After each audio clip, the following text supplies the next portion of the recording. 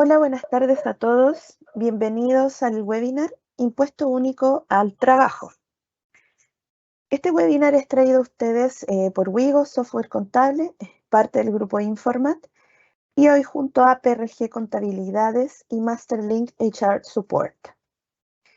Les comento cómo se realizan las preguntas acá en el Microsoft Teams. Hacen clic en el signo de interrogación que pueden encontrar arriba y nuestro speaker Claudio Busto las contestará al final de la sesión.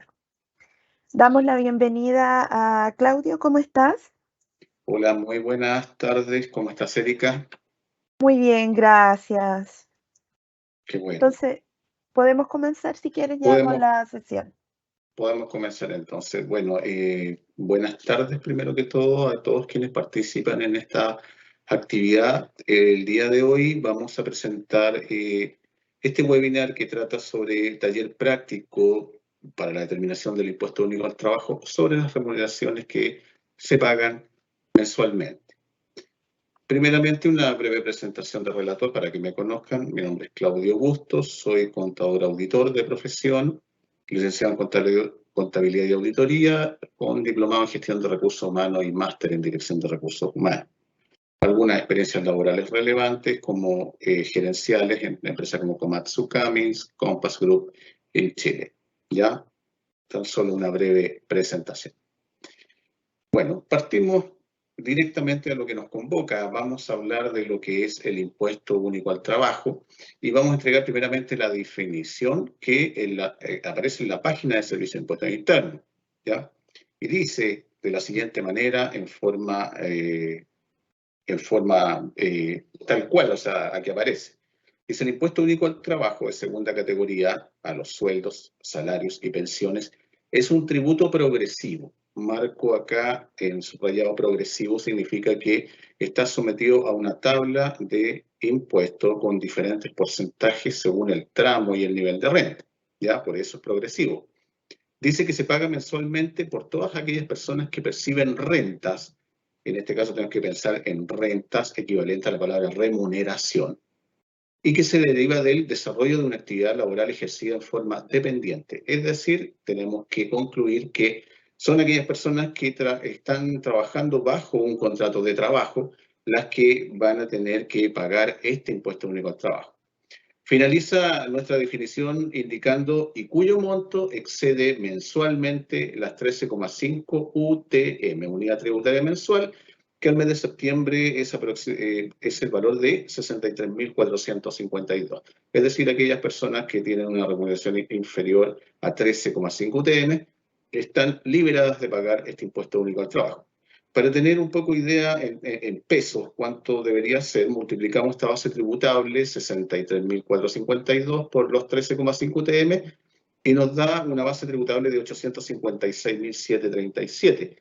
Si tuviéramos que hacer un cálculo aproximado y bien rápido a cuánto corresponde esto como remuneración imponible, tendríamos que estar hablando aproximadamente de 1.052.000 pesos.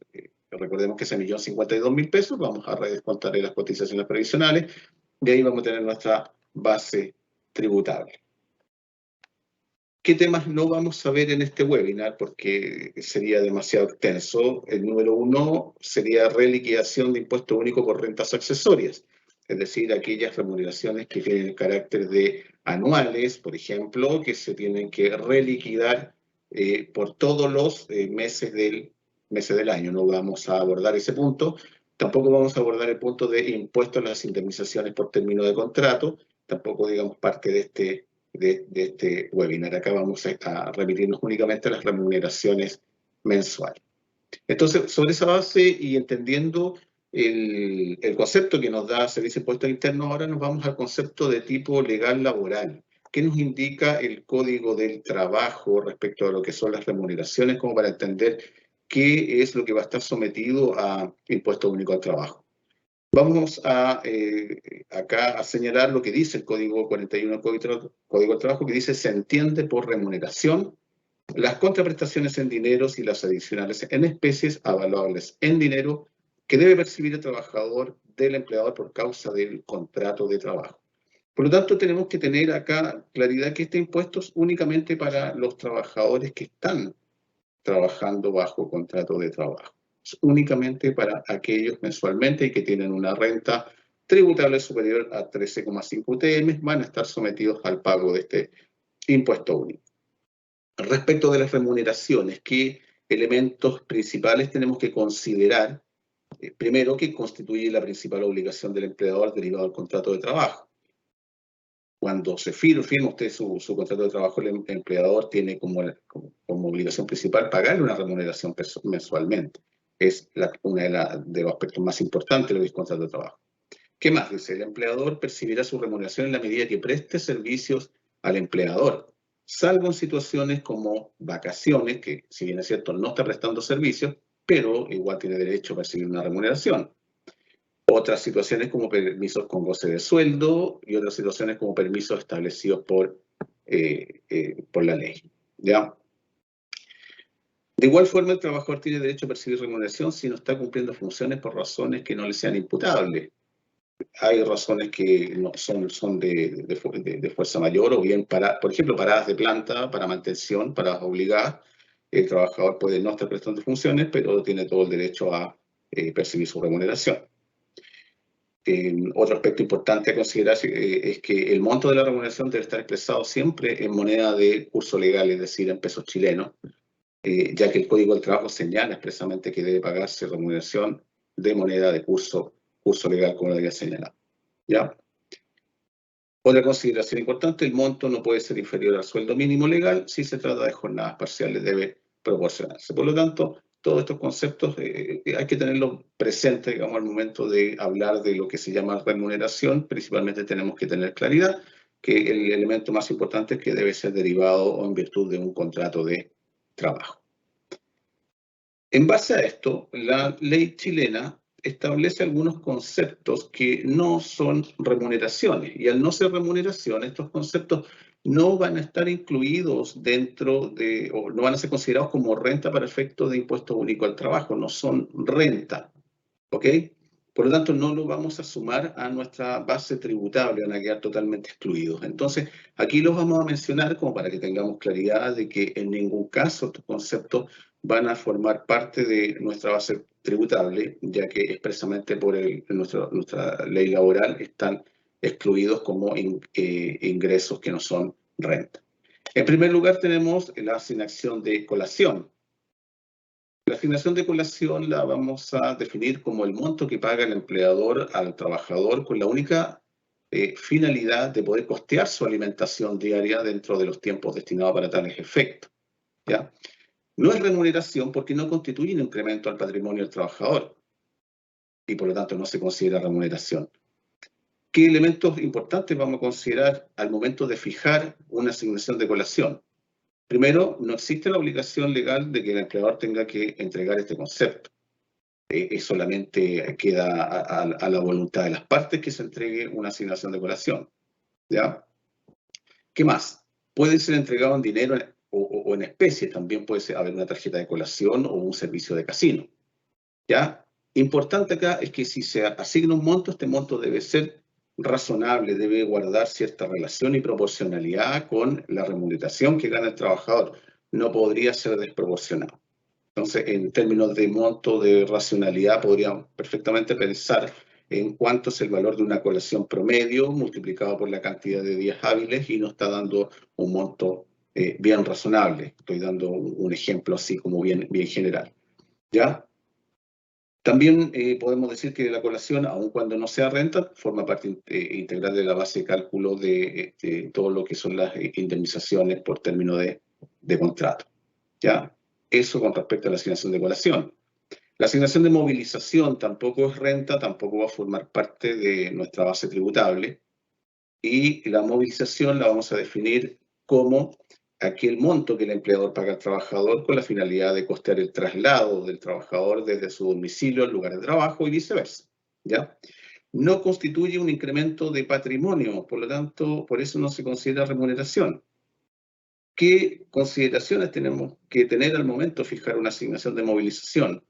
Primero, que no existe la obligación, al igual que la colación, no existe la obligación legal del empleador de entregar este concepto. Queda supeditado únicamente al acuerdo de las partes, empleador y trabajador. ¿Ya? Puede ser entregado en dinero en especies o una tarjeta de traslado o bien un servicio de traslado. ¿Ya? Al igual que la colación, su monto también debe guardar razonabilidad. No puede ser un monto que no tenga relación con la remuneración pagada al trabajador y tampoco tenga relación con los montos que actualmente se pagan por conceptos de traslado, qué sé yo, en el transporte público. ¿Ok? Una forma fácil de sacarla, por ejemplo, es saber cuánto cuesta un valor de metro o de micro, multiplicarlo por 21 y multiplicarlo por 2, estamos hablando de ida y vuelta. Entonces, perfectamente podríamos decir que 60.000 pesos es un monto más que razonable. Y finalmente también forma parte integral de la base de cálculo de indemnizaciones legales. ¿Ya? Continuamos con la asignación por pérdida de caja, que tampoco es un concepto que constituye remuneración y por lo tanto tampoco es parte de nuestra base indemnizatoria, ¿ya? Que es aquel monto que el empleador paga al trabajador con la finalidad de costear eventuales pérdidas de caja. ¿Para quién? Para aquellos trabajadores que por su función deben custodiar y ser responsables de valores. ¿Ya? Por ejemplo, un cajero es totalmente válido entregarle este concepto de asignación por pérdida de caja, y tenemos claridad ya que como no es considerado remuneración, no forma parte de la base de cálculo para efectos de impuesto único al trabajo. ¿Ya? Vamos a ver algunas precisiones. No existe obligación legal de pagarlo, salvo el acuerdo de las partes. Debe ser entregado únicamente en dinero, porque su finalidad es cubrir pérdidas de caja. Lo mismo que los casos anteriores, su monto debe ser razonable. Y por último, también forma parte de la base de cálculo para efectos de indemnizaciones. Vamos con el siguiente: asignación por desgaste de herramientas, que también lo señala la ley laboral, que corresponde a aquellos montos que el empleador paga al trabajador con la finalidad de reponer la pérdida de valor de las herramientas cuando estas herramientas son de propiedad del trabajador y son puestas a disposición del empleador. Entonces, tampoco constituye un incremento patrimonial para el trabajador, por lo tanto, por eso no se considera renta, sino más bien es un valor de reposición por el desgaste de las herramientas. ¿Qué elementos vamos a considerar para fijar en algún momento una asignación por desgaste de herramientas? Al igual que los demás, también no existe obligación legal del empleador para entregar este concepto, basta con el acuerdo de las partes. Debe ser entregado única y exclusivamente en dinero, y su monto también debe guardar razonabilidad respecto a la remuneración que está percibiendo el trabajador. También forma parte de la base indemnizatoria por indemnizaciones por términos de contrato. Vamos con los viáticos, que tampoco constituye remuneración y por lo tanto tampoco constituye base de cálculo para efectos de impuesto único al trabajo. ¿Ya? El viático corresponde al monto que paga el empleador al trabajador con la finalidad de costear gastos originados por comisiones de servicio. No constituye un incremento patrimonial del trabajador, por lo cual tampoco la ley lo considera como remuneración. ¿Qué podemos decir respecto de los viáticos? Al igual que los demás, tampoco existe una obligación legal de entregar este concepto. Su pago es totalmente eventual, ¿ok? Y debe ser entregado solamente en dinero. Su monto se fija en función del gasto efectivo que hizo el trabajador que tuvo que ir a comisiones de servicio. Así todo, nuestra conclusión es que los viáticos tampoco forman parte de la base de cálculo para impuesto único al trabajo. Seguimos con las asignaciones familiares, que es el monto que entrega el Estado a través del empleador y que depende de una tabla para la determinación del monto del beneficio. No son remuneraciones porque no es dinero que entregue el empleador, sino es dinero que entrega el Estado, ¿ya? Por eso que decimos primero, no es un gasto ni costo de la empresa. El empleador es un mero intermediario entre el Estado y el trabajador. Dice, por ser fondos estatales, el empleador está obligado a ser de intermediario para efectos de pago. No forma parte de ninguna base indemnizatoria. Entonces, básicamente, por el hecho de ser un emolumento que paga el empleador, entre comillas, decimos que lo paga, porque más bien es un intermediario, no forma parte de base de cálculo para efecto de impuesto único al trabajo. Finalizamos con las indemnizaciones por término de contrato, que son aquellas que se establecen en el artículo 161 del Código del Trabajo y bajo ciertas circunstancias algunas indemnizaciones voluntarias. ¿Qué indemnizaciones no constituyen remuneración? La indemnización por feriado legal no es remuneración. La indemnización sustitutiva por falta de aviso previo no es remuneración. Ni la indemnización por año de servicio tampoco es remuneración, tampoco es renta. Pero ojo, sobre esto nosotros tenemos que puntualizar ciertos aspectos. No son renta bajo hasta ciertos topes. En el caso de la indemnización sustitutiva y de la indemnización por año de servicio, no son renta hasta 90 unidades de fomentos y por lo tanto el empleador puede perfectamente pagar hasta ese tope. Más allá, si se consideran renta y tiene que estar sometido al cálculo de impuesto único. ¿Ok? Por último, las devoluciones de gastos, devoluciones que se hagan al trabajador, que primero debe tener la característica que debe ser un gasto relacionado con el trabajo, el gasto debe estar respaldado con alguna boleta y no forman parte de ninguna indemnización. Las devoluciones algunos empleadores las hacen a través de liquidación de sueldo y por el hecho de estar en liquidación de sueldo se puede confundir que puede ser un pago que constituye remuneración, pero en este caso no lo es efectivamente. ¿Ya? Entonces ya tenemos todos nuestros conceptos que no constituyen remuneración y que por lo tanto no forman parte de la base de cálculo para la indemnización por años de servicio. Entonces, la pregunta sería, bueno, pero si estos conceptos no forman parte del cálculo, ¿qué forma parte del cálculo? Bueno, todo lo que no esté consignado acá de acuerdo al artículo 41. Todo el resto, sueldo base, gratificaciones, bonos, por lo que sea, forman parte de la base de cálculo. Por lo tanto, para tener claridad qué cosas no forman parte de la base de cálculo, basta con aprender estos 1, 2, 3, 4, 5, 6, 7, 8 conceptos, y ya sabemos que estos 8 conceptos no forman parte de la base de cálculo porque no son renta. ¿Ya? Ok, entonces continuamos con el desarrollo de nuestro conceptual de lo que tenemos que saber como para saber cómo determinamos este impuesto único al trabajo. ¿Ya? Y lo primero que vamos a aprender va a ser el concepto de renta tributable. La renta tributable es aquella que nosotros vamos a tomar y vamos a someter a la tabla de impuesto único.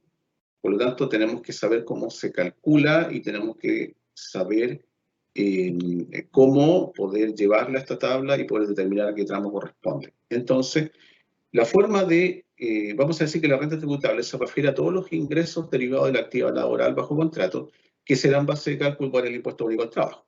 Y la forma de cálculo será total remuneraciones, recuerden, se excluyen todos los conceptos que no son remuneración, vamos a decir total remuneraciones, menos los descuentos de tipo legal. Entonces, vamos a decir cuáles son los descuentos legales. Las cotizaciones al fondo de pensiones, eso es un descuento legal. La cotización al fondo de cesantía es un descuento legal. La cotización al sistema de salud es un descuento legal.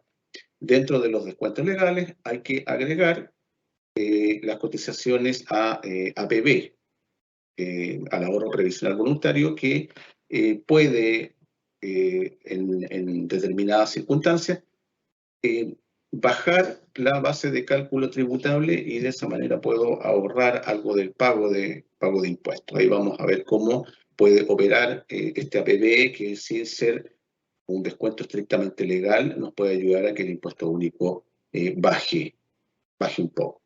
¿Ya? Entonces tenemos en nuestra presentación, acá estamos mostrando una liquidación de sueldo para hacer un poquitito más gráfico el cómo se calcula. Tenemos esta persona que tiene una serie de haberes a pago, que dice haberes a efecto, por ejemplo, tiene sueldo base del mes, 500.000 pesos, gratificación legal, 155.000 pesos, 10 horas extras y bono de responsabilidad. Todos esos conceptos, si ustedes se fijan, están marcados con un ticket, quiere decir que son base de cálculo para el impuesto único al trabajo. Tenemos por otro lado los descuentos legales, el fondo de pensiones, el adicional del seguro de invalidez y sobrevivencia, que también lo podríamos considerar como fondo de pensiones, no es estrictamente eso. El descuento de salud, INP FONASA, y el seguro de cesantía en este caso, 154.964 suma. ¿Qué es lo que no se considera, como habíamos dicho anteriormente? todo lo que no es imponible, en este caso esta persona tiene una colación de 50.000 pesos, movilización de 32.000 pesos y asignación por pérdida de caja de 32.000 pesos. Un monto que se le paga por un total de 112.000 pesos que no va a estar afecto al cálculo del impuesto único al trabajo, de la renta tributable primeramente. ¿Ya? ¿Por qué? Porque la ley laboral expresamente me dice que no es renta. Por lo tanto, ¿qué tenemos que hacer para calcular esta renta tributable? Tomar todos los haberes afectos, en este caso 813.889, y vamos a descontar los descuentos de tipo legal, ¿ya? Que son 154.964 pesos, ¿ya? Cuando hacemos esta operación, nos queda una renta tributable de 658.925 pesos, que por el hecho de ser inferior a 13,5 UTM, no está afecta a pago de impuesto único. Por eso en esta liquidación de sueldo, el pago de impuesto único aparece en valor igual a 0. Entonces ya sabemos la forma de calcular nuestra renta tributable es la suma de todos los haberes afectos que constituyen remuneración menos los descuentos legales. Vamos a ver una batería de ejercicios ahora para aclarar también el hecho de que no necesariamente los descuentos legales van a ser en los valores totales, también están sometidos algunos conceptos a topes de orden legal, en las cuales no voy a poder rebajar más allá de lo que indica la ley, ¿ya? Entonces vamos a la siguiente lámina y vamos a ver cuáles son los topes aplicados a los descuentos legales.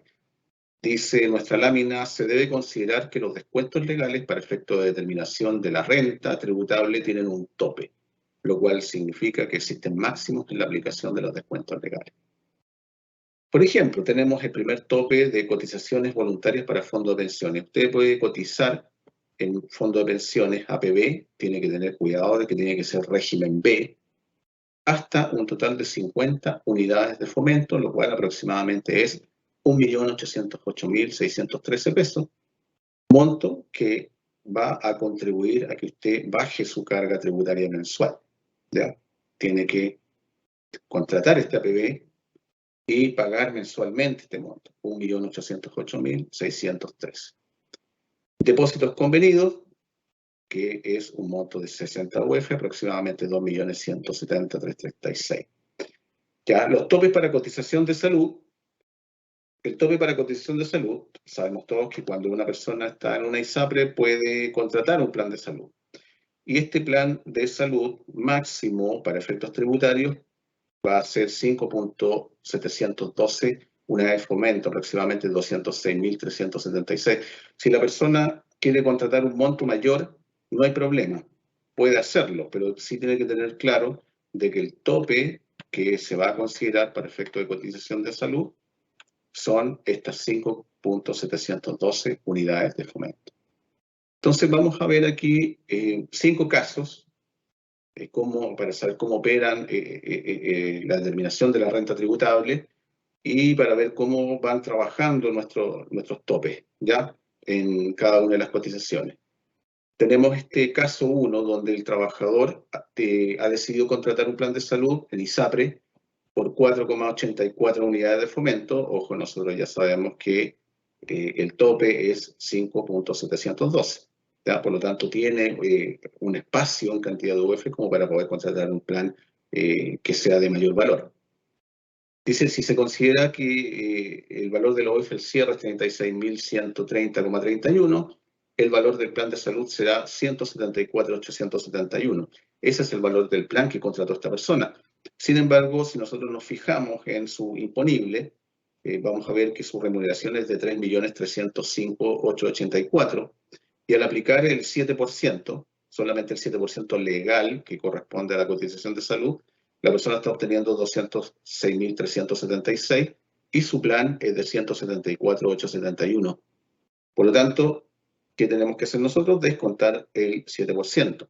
Dicho sea de paso, para quienes trabajen en recursos humanos, los contadores, sería bueno siempre cuando se encuentren en esta situación, advertir a la persona de que podría perfectamente, si tiene ese nivel de renta, mejorar su plan de salud. subir un poco este 4,84 UF con tal de llegar lo más cercano posible a los 5,712 UF y de esta manera no tengamos este diferencial que perfectamente puede hacer de que su plan de salud mejore. Entonces, tenemos que los descuentos legales, que su fondo de pensiones es 332.266, su cotización de salud 206.376 y el seguro de cesantía 19.835. Tiene una cotización de APB por 50.000 pesos, pero ojo, esta cotización de APB es tipo A no descuenta para la base de la renta tributable. ¿Eso qué quiere decir? Quiere decir que vamos a tomar nuestra total remuneración. Aquí en la zona verde podemos ver que tenemos total remuneración y empezamos con los descuentos legales que esta persona tiene. Fondo de pensiones, 332.266, cotización de salud, 206.376, seguro de cesantía, 19.835, lo cual nos da una renta tributable de 2.747.376. Esa es la renta que posteriormente vamos a someter a la tabla de impuesto único, pero antes de hacerlo vamos a ver 4 casos más hasta que tengamos, digamos, bien claro cómo se determina la renta tributable y después cómo se va a aplicar en la tabla de impuesto único. Vamos al caso número 2, en la cual este trabajador tiene contratado un plan de salud de ISAPRE por 9,67 UF, ¿ya? Si se considera que el valor de la UF al cierre es equivalente a 36.130,31, el valor de su plan va a ser 349.380. Entonces, vamos a ver, su total remuneración será de 5.993.159 y el total de sus descuentos legales son 713.235, pero ojo, él no va a poder descontar todo lo que aquí tiene cotizado en salud, sino que va a poder descontar únicamente el tope. Por lo tanto, vamos a tener por descuento la cotización al fondo de pensiones de 337.278, la cotización de salud, pero solo topada, es decir, 206.376, y su seguro de cesantía por 26.577, lo cual nos da una renta tributable, en este caso, de 5.422.928. ¿Ok? Vamos al caso número 3, donde el trabajador tiene un plan contratado de 5,46 UFs. Entonces, tenemos un total de remuneración de 3.216.896 y el total de descuentos legales es de 763.249. La variación con respecto a los casos anteriores es que este trabajador tiene una cotización en APB, que en este caso es de tipo B, y por lo tanto descuenta a su base tributable. Por lo tanto, la renta tributable va a estar determinada por el total de remuneración de 3.216.896 menos el fondo de pensiones, 337.592, la cotización de salud, pero en este caso topada, ¿ya? 206.376, seguro de cesantía, 19.301, la cotización del APB tipo B, 200, por lo tanto su renta tributable es de 2.453.647. ¿Ya? Vamos al caso 4, donde este es un trabajador jubilado y no cotiza fondo de pensiones. Tiene un plan contratado por 10,32 UFs y que tiene un valor aproximado de 372.865. El total de remuneración de esta persona entonces es 2.396.928. Si aplicamos los descuentos legales, da un total de 647.074. Pero en este caso, él tendrá derecho a descontar solamente el tope de lo que es salud en 206.376, dado que está cotizando un monto mayor, 10,32, y la cotización de la APB es una APB tipo A, por lo tanto no descuenta para efecto de determinación de renta tributable. Su renta tributable en este caso queda en 2.190.552. Vamos a nuestro último caso. Posteriormente, cada uno de estos casos lo vamos a llevar a la tabla de impuesto único. Esta persona que vemos acá tiene un plan contratado de 87 UFs, es decir, un valor de 139.824. Su total remuneración es 2.424.128 y su total de descuentos legales son 487.441. ¿Cómo determinamos su renta tributable? Vamos a tomar el total de remuneración, 2.424.167, y vamos descontando punto por punto acá los descuentos legales. Fondo de pensiones, 273.204, 169.292 por cotización de salud. En este caso no hay tope porque su 7% es inferior al tope. Seguro de cesantía por 14.545 y su cotización APB tipo B por 30.000 pesos da un total tributable de 1.936.726. Ok, ya que hemos aprendido a determinar la renta tributable, ahora vamos a ver cómo esta renta tributable va a... Acá la vamos a evaluar en función de la tabla de impuesto único. Tenemos acá la tabla de impuesto único que está expresada en unidades tributarias mensuales. Por el hecho de ser expresada en UTM, todos los meses va cambiando de valor. Aquí esta tabla es así, única, inamovible. ¿Hasta cuándo? Hasta que por alguna modificación legal se puedan agregar más tramos, se puedan eliminar más tramos o se puedan modificar tramos. Entonces, ¿cómo queda esta tabla cuando nosotros la transformamos estas UTM en pesos? Ahí, bueno, no sé si se ve, voy a tratar de agrandar un poco más. Esta es la tabla que nos entrega Servicio de Impuestos Internos mensualmente. Tenemos la que corresponde a agosto del año 2023. Entonces, con los cálculos que hicimos y esta tabla de impuesto único, vamos a determinar cuánto ha sido el impuesto que ha tenido que pagar cada trabajador. Entonces, vamos a avanzar y vamos al caso, a la forma de determinar el impuesto único. Primero, vamos a determinar el monto de la renta tributable, que eso es lo que ya hemos hecho. Luego, determinar el tramo en el cual está esta renta tributable, según la tabla en pesos. Luego, determinar el porcentaje según el tramo. Cuarto, aplicar ese porcentaje a la renta tributable y luego de haber aplicado ese porcentaje, el punto número 5, es restar la rebaja correspondiente a ese tramo. Entonces vamos viendo en los casos que ya vimos cuál sería el cálculo del impuesto único, pensando con que nosotros ya hicimos estos cálculos. En el caso 1, tenemos la renta tributable de 2.747.6.367. Si vamos a nuestra tabla de impuesto único, dijimos que era 2.747.000, 2.747.000, estamos en el tramo en el cual el factor que se aplica es un 8%. Entonces, ya sabemos, en la parte que aquí está en color naranja, tenemos la determinación. A esta persona le corresponde un tramo del 8%, se aplica el 8% sobre la renta tributable y nos da un valor de 219.789, y luego debemos aplicar la rebaja. Vamos a mirar dónde está la rebaja acá. La rebaja en la tabla del 8%, 109.966. 109.966. Restamos y nos da un impuesto determinado de 109.823. ¿Qué es lo que va a suceder? Que esta cantidad de 109.823 se va a descontar en la liquidación de sueldo de ese mes de este trabajador, y posteriormente el empleador lo que debe hacer es tomar este monto y pagarlo, declararlo cuando haga la declaración mensual de su formulario 29. Entonces el empleador tiene esa obligación de tomar estos montos que descontó al trabajador y declararlo en el formulario 29.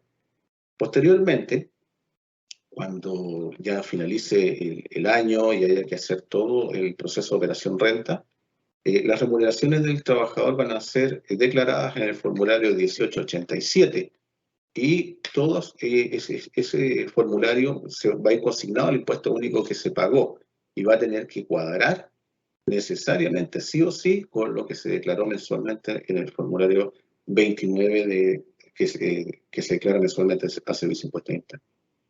Vamos al caso número 2. En el caso número 2 teníamos que la renta tributable era 5.422.829. Si vamos a nuestra tabla de impuestos, tenemos acá 5.422.000, está en el tramo del 23%, por lo tanto aplicamos ese porcentaje 23% y vamos a aplicar una rebaja de 704.037 pesos porque hemos redondeado acá el monto. Vamos a ver la operación entonces, a qué nos lleva. Vamos a decir que esta persona quedó en el tramo del 23%, por lo tanto esta renta tributable de 5.422.928 lo vamos a multiplicar por 23%, lo cual nos da 1.247.273, y vamos a descontar la rebaja del tramo, que son 704.037 pesos. Por lo tanto, el monto a descontar en su liquidación de sueldo por efecto de impuesto único al trabajo son 543.236. Vamos al siguiente ejemplo, en que la renta tributable es 2.453.647, está en el tramo del 8%. Vamos a verificarlo, 2.453.000, 2.453.000. Aquí lo verificamos, está en el tramo del 8%, por lo tanto se le aplica el 8% a la renta tributable y se descuenta una rebaja de 109.966 pesos. Vamos a ver cómo quedó la operación en nuestra... Entonces tenemos 2.453.647, multiplicamos por el 8%, aplicamos el porcentaje, aplicando este porcentaje da 196.292. Aplicamos la rebaja, 109.966, por lo tanto en su liquidación de sueldo debe descontarse 86.326 pesos. Vamos a nuestro cuarto caso, en el cual tenemos una renta tributable de 2.190.552. Vamos a ver en qué tramo quedó esta persona, 2.190.000. Ahí está, 2.190.000 en el tramo del 8% nuevamente y en la rebaja de 109.967 pesos. Vamos a ver cómo quedó nuestra determinación. Sería de la siguiente manera. Caso 4, aquí está. 2.190.552 multiplicamos por el 8%, lo cual nos da 175.244. Aplicamos la rebaja de 109.966, por lo tanto el impuesto determinado es de 65.278 pesos. Insisto, esto se descuenta y posteriormente el empleador tiene que declarar en el formulario 29 que se declara y paga mensualmente. Vamos al último caso, que corresponde a una renta tributable de 1.936.726. También quedamos en el tramo del 8%, vamos a verificarlo. 1.936.000, ahí está. Ustedes se fijan, ahí está, 1.936.000, por poco no queda en el tramo del 4%. En este caso queda en el tramo del 8% con una rebaja de 109.967 pesos. Entonces aplicamos en nuestro caso 5, 1.936.726 pesos, este 8%, lo cual nos da un total de 154.936 pesos y una rebaja asociada de 109.966. ¿Ya? El impuesto determinado es de 44.972 pesos. ¿Ok? Entonces, para finalizar estos cálculos que hemos hecho, voy a decirles que acá lo importante es determinar bien la renta tributable. Sabemos bien de que todos los sistemas de remuneraciones lo hacen. Efectivamente lo hacen correctamente. Sin embargo, es bastante importante que al momento de realizar su proceso de remuneraciones, ustedes puedan tomar unos 5 casos, 6 casos y validarlo. ¿Por qué les digo esto? Porque como la renta, el cálculo del impuesto depende de variables como la UEF y la UTM, hay sistemas de remuneraciones que no tienen la posibilidad de tomar automáticamente estas variables. y poder actualizarla. Entonces, si se nos olvida en algún momento actualizar estas variables, va a estar mal determinado no solamente la cotización de salud, sino que va a estar mal determinado el impuesto único, lo cual es un problema bastante grande. Entonces, bueno, el sistema Wigo, del cual también soy usuario, no tiene este problema, dado que todas estas variables se migran automáticamente desde las páginas. Creo que la página que utilizan es Previo Red. Bueno, si no es esa, da lo mismo, porque es capaz de traer todos estos datos y nosotros ya nos olvidamos de tener que estar actualizando nosotros mismos la UF y el UTM. Recordemos, si sus sistemas de remuneraciones no lo hacen, tienen que tener ojo mensualmente de que lo hagan correctamente, si no el impuesto único va a estar mal determinado. Entonces, el tema del impuesto único tiene más aristas, tiene aristas de reliquidación en caso de rentas accesorias, pero eso, bueno, en materia ya de un curso más profundo. También tiene la arista del pago de impuestos por indemnizaciones por años de servicio bajo ciertas condiciones, pero también en materia de ya un curso más largo. Entonces, para finalizar esta parte en la cual nosotros vimos básicamente la mecánica de cálculo, quiero invitarlo a que ustedes participen en nuestro grupo de estudios pinchando aquí el código QR que ahí aparece. Y bueno, para saber más respecto de nuestros servicios, respecto de servicios contables o servicios en materia de externalización de remuneraciones, pueden llamar a los teléfonos que ahí aparecen como para tener mayor información y cotizar nuestros servicios. Espero que les haya sido bien útil esta explicación de cómo se calcula el impuesto único y bueno, desearles que tengan unas tranquilas y muy felices fiestas patrias. Estoy listo con eso, Eric. Excelente, Claudio. Muchas gracias por la sesión de hoy. Y veamos, vamos a la sesión de preguntas y respuestas, si te parece. Sí, Acá. por supuesto, estamos atentos. Vamos a ver si ha llegado alguna pregunta. Por el momento no, pero mientras escriben las preguntas, les voy a comentar que se va a enviar la grabación de la sesión de hoy a sus correos, a los que se registraron. Y veamos entonces cómo nos va con las preguntas. Vamos a dar unos minutitos para que puedan hacerlas. Si no, podemos terminar acá porque parece que quedó todo muy claro. Parece que quedó todo muy claro. Sí. Si es así, doblemente satisfecho. Sí, al parecer quedó todo muy claro, porque veo ahí que todavía no hay preguntas. De todas formas, igual esta sesión, como les decía, va a quedar en nuestro canal de YouTube, también para que lo puedan ver desde ahí. Y también, como les comentaba, se va a enviar a los correos con el que se registraron para que tengan acceso a esta información tan importante que nos ha entregado aquí Claudio. Acá nos dicen buenas tardes, porque anónimo, no sé quién será. No sé si tienes algo más que decir. Acá llegó una. Ya. Me preguntan si la PPT también la vamos a enviar o no. Sí, puede ser. De hecho, esa es una de las utilidades de acá pertenecer a nuestro grupo de estudios, que podemos compartir información, que nos puedan contactar en nuestro teléfono, que también podemos compartir otra información. Pero lo estamos haciendo a través de esa vía. O sea, eso es más que nada para ir conociéndonos y poder compartir todos los contenidos que sean necesarios que tener la gente que participa en nuestro grupo. Bueno, y ahí está, seguimos mostrando el código QR ahí para que se puedan ser parte del grupo de estudio. Y acá nos llegó otra pregunta, dice, ¿los seguros complementarios también formarían parte de la base tributable? No forman parte no restan a la renta tributable. La ley es clara como para indicar que se trata de descuentos legales. El seguro complementario no es un descuento legal. No forma parte de esa base tributable. ¿Yo qué les recomendaría para que ustedes paguen menos impuestos?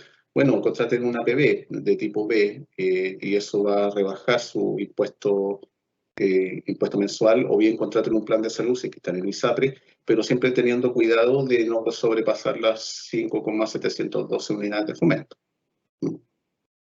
Perfecto. Acá también hacen la pregunta, ¿cuál es la APB que se ocupa en el común general de las empresas? Tipo B. Lo que pasa es que las personas tienen que tener claridad que ese es el objetivo. Ese es el objetivo, rebajar impuestos. Entonces ocupe el tipo B y van a tener rebaja de impuestos.